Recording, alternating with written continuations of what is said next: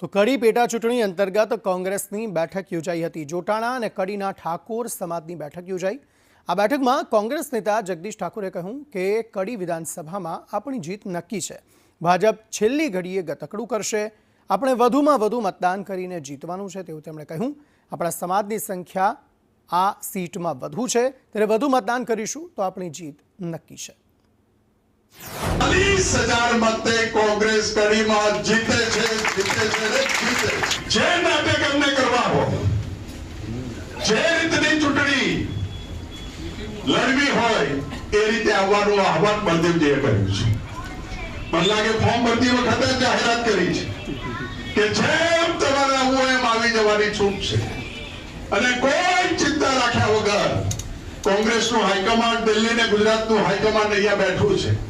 એમના વતીથી તમને સધિયારો આપીએ છીએ, તમને ટેકો આપીએ છીએ કે કોંગ્રેસના કાર્યકર કે મતદારનો ભાજપની સરકાર હોય કે ગુંડાઓ કે લુખ્ખાઓ હોય, તમારો વાળ વાકો નહીં થવા દઈએ।